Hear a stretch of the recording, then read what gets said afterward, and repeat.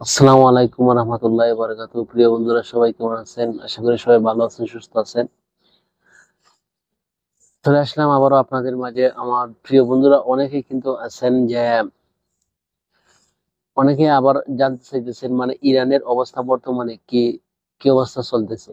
আলহামদুলিল্লাহ, বর্তমানে এখন ইরানের অবস্থা আল্লাহ রহমতে ভালোই চলতেছে। আমরা সুন্দর মতন কাজ কাম করতেছি। আর তাছাড়া দেখা যাইতেছে একটা যুদ্ধবিরতির যে মধ্য দিয়ে ইরানের অবস্থাটা চলতেছে। আর আমরা ইরানের আপডেট বলতে এখন সর্বোচ্চ আপডেট হইতেছে এইটাই যে আমরা ইরানে স্বচক্ষে আছি আমরা এবং দেখতেছি যে ইরানে বর্তমানে এখন কিন্তু যে গোয়েন্দা তথ্যগুলো আছিল আগে, যে মোসাদের এগুলা কিন্তু এখন ছাঁটাই করতেছে, সবকিছু দেখে দেখে ছাঁটাই করতেছে। আর ইরান গণনার যে গণনা মতে যে আসছে প্রায় 80% কিন্তু ধরে ফেলছে যে আসিল গোয়েন্দা তথ্য।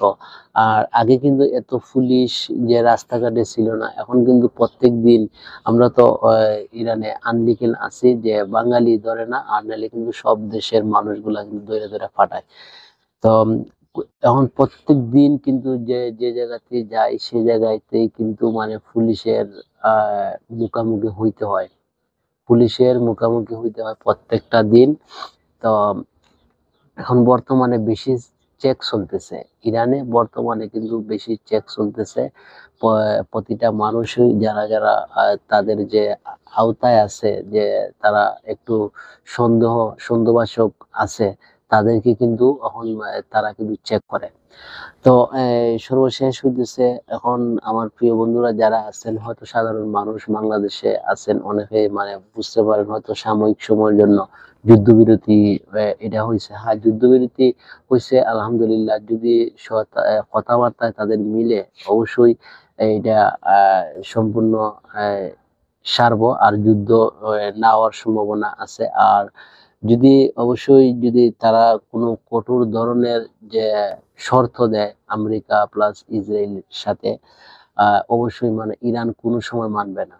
ইরান কোনো সময় মানবে না। ইরান জাতি যে তারা আছে, যে আয়াতুল্লাহ আলী খামেনি যিনি আছেন, উনি কিন্তু যে আহ, তাদের সর্বোচ্চ নেতা, উনি কিন্তু বলছেন ইরানিরা কোনো সময় মাথা নত করবে না, ঠিক আছে। আর তাছাড়া যে ইরানের মানুষগুলা আছে তারাও দেখতেছি যে এই যুদ্ধের কারণে যে কিছু গোষ্ঠী যে পৃথক ছিল, এই যুদ্ধের কারণে একমাত্র তারা আবার একতা বৃদ্ধি পাইছে। যে আয়াতুল্লাহ আলী খামেনির কিছু মানুষ তারা দেখতে পারতো না, এই যুদ্ধের ফলে কিন্তু তারা আবার বেশি এই আয়াতুল্লাহ আলী খামেনিরও কিন্তু এখন তারা আর বেশি ভালো পাইতেছে, আগে যে ভালো হইতো না। তো এই যুদ্ধের কারণে কিন্তু অনেক মানুষই চাইছিল যে কিছু কিছু সংখ্যক মানুষ ছিল তারা পৃথক হইয়া যে এই দেশের যে যে আইন কারণ আছে এগুলা সবকিছু ভঙ্গ করে দিব, যে আয়াতুল্লাহ আলী কমিরে লাঙ্গাই দিব, এগুলা কিন্তু মৃত্যু হয়ে গেছে। আর যুদ্ধ হওয়ার কারণে তারা কিন্তু দলবদ্ধ হয়েছে, তাদের যে তাদের মানুষগুলা আরো শক্ত হয়েছে। তো সর্বশেষ আপডেট হইতেছে বর্তমানে কিন্তু আল্লাহর রহমতে অনেকটাই ভালো আছে। যুদ্ধ যুদ্ধ নাই। তো আমাদের জন্য সবাই দোয়া করবেন। সবাই দোয়া করবেন, ইনশাল্লাহ আমরা সবাই জন্য দোয়া করবো। ভালো থাকবেন, সুস্থ থাকবেন।